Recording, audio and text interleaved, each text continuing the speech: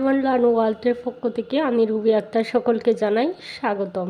আজকের পর্ব হচ্ছে আমার ফলা নিয়ে। আমি ফলা নিয়ে আলোচনা করব বন্ধুগণ তোমাদের সাথে। ফলা হচ্ছে 7 প্রকার: নফলা, রফলা, রেফলা, লফলা, মফলা, জফলা, ভফলা। কিছু ফলা হচ্ছে পরিবর্তনীয়, কিছু ফলা হচ্ছে অপরিবর্তনীয়। তাহলে আমরা জেনে নিব সর্বপ্রথমেই কোন ফলাগুলি পরিবর্তনীয়, কোন ফলাগুলি অপরিবর্তনীয়।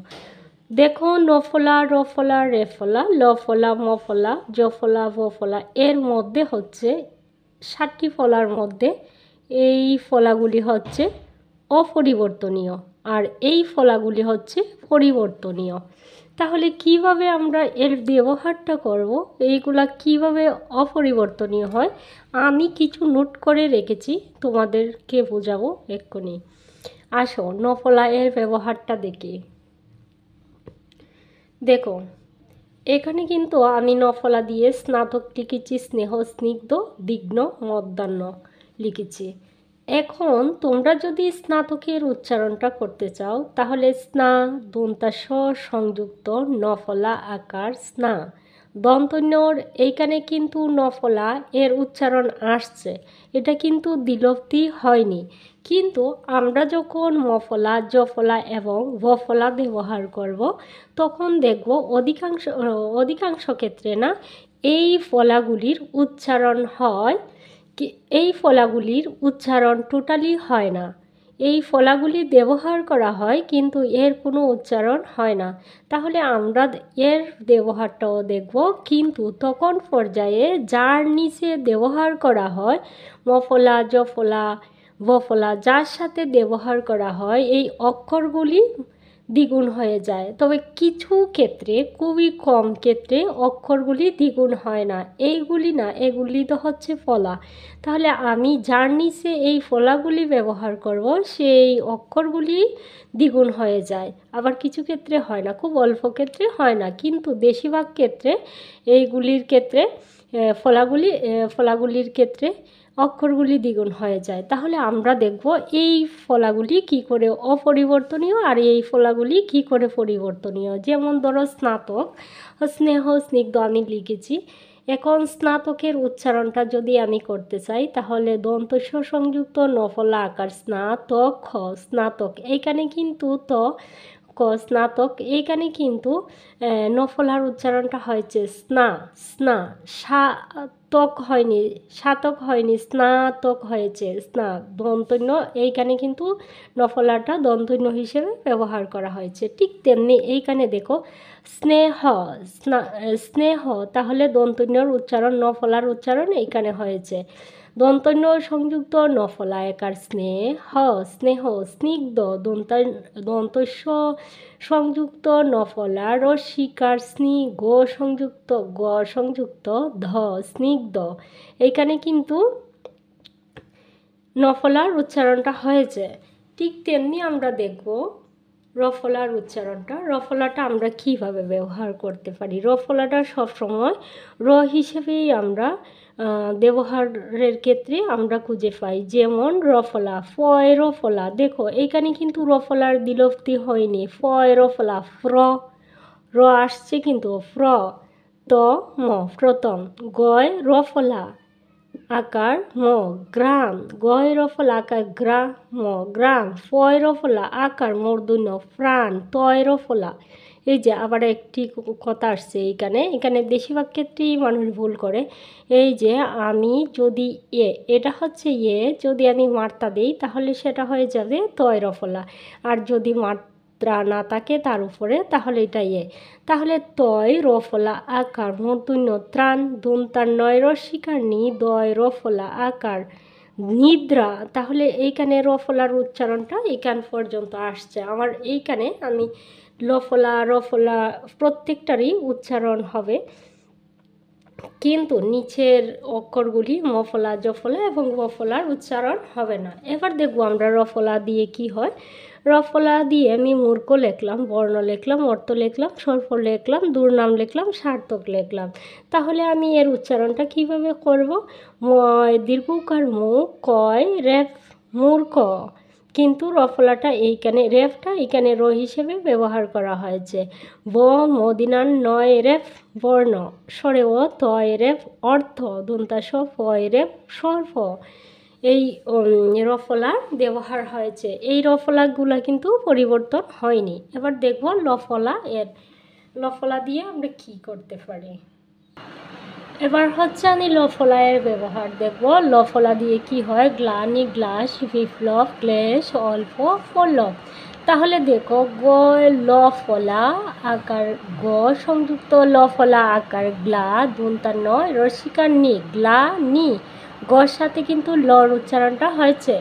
গ সংযুক্ত লফলা আকার গ্লা দন্তস্ব গ্লাস, এইখানে কিন্তু লর উচ্চারণ হয়েছে। বয় রসিকার দি ফ সংযুক্ত লফলা ব বিপ্লব, দ্বীপ বর সাথে ফর উচ্চারণ হয়েছে, লর সাথে বর উচ্চারণ হয়েছে, বিপ্লব। ঠিক তেমনি কয় ধরো ক সংযুক্ত লফলা একার ক্লে তালিবর্ষ ক্লেশ অম্ল, স্বরে ও ম সংযুক্ত লফলা অম্ল পল্লব। ঠিক তেমনি উচ্চারণটা তোমরা করে দেবা।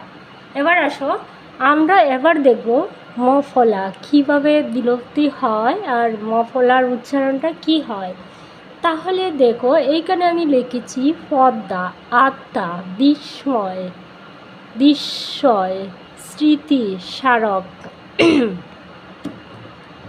স্মারক।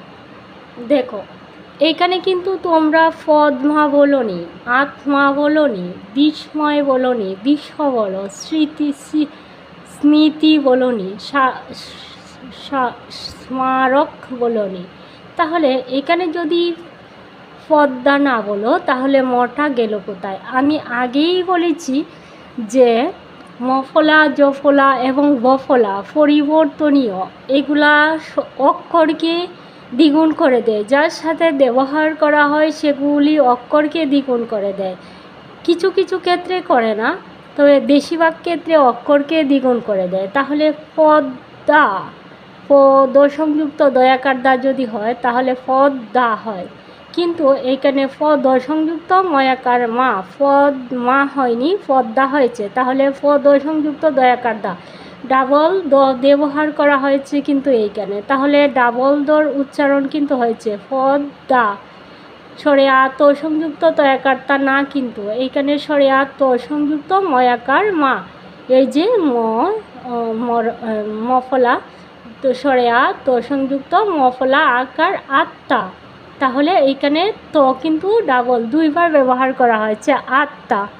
বিস্ময়, বরিশিকার দি তালিবার সংযুক্ত মফলা 29, তাহলে কি হয়, বিস্ময়, বিস্ময়, তালিবার্ষ বরিশিকার দি তালিবার্ষ 29, বিস্ময়, দুইবার বিস্ময় তালিবার্ষ ব্যবহার করা হয়েছে। তালিবার্ষর নিচে মফলা আসার কারণে তালিবার্ষটা দ্বিগুণ হয়ে গেছে, কিন্তু এইখানে কিন্তু দ্বিগুণ না, মফলার জন্যেই দ্বিগুণ হয়ে গেছে। আর মফলাটা বিলুপ্তি হয়ে গেছে, হাইড হয়ে গেছে, কিন্তু একেবারের জন্য না, সেটা ব্যবহার করতে হবে এবং এর উচ্চারণটা এভাবেই আসবে, ডাবল হয়ে আসবে।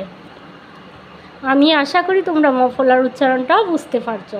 আসো এবার আমরা জফলার উচ্চারণ দেখব।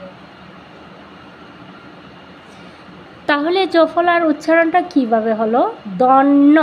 এইখানে দেখো জফলার যদি আমি ব্যবহার করি তাহলে এইখানে কি দন্তন্য জফলা দন্ন, তাহলে দন্ন দন্তান্ন সংযুক্ত দন্তন্য, দন্ন দন্তন্যটা কিন্তু ডাবল হয়ে গেছে, ফন্ন। প দন্তন্য সংযুক্ত দন্তন্য কিন্তু তোমরা লেখো না, প দন্তন্য জফলা, এইখানে কিন্তু জয়ের উচ্চারণ হয়নি, জফলা কিন্তু দন্তন্য, সেজন্য ডাবল হয়ে গেছে, সেজন্য জফলার ব্যবহারটা হাইড হয়ে গেছে আর দন্তন্যটা ডাবল হয়ে গেছে। আমি পূর্বেই বলেছি যে মফলা বফলা জফলা এগুলি কিন্তু পরিবর্তনীয়, এর উচ্চারণের সময় অক্ষরগুলি যার সাথে ব্যবহার করা হবে সেই অক্ষরগুলি ঠিক দ্বিগুণ হয়ে যাবে। যেমন জন্য, বন্য, ত্যাগ, তোমরা দেখতে পাওয়া। আসো এবার আমরা কিন্তু বিষ বলিনি, এইখানে কিন্তু বরিশিকার দি তালিবাস্য সংযুক্ত বফলা দৃশ্য। এইখানে দেখো তালিবাস্য সংযুক্ত তালিবাস্য হয়নি, তবু দৃশ্য হয়েছে।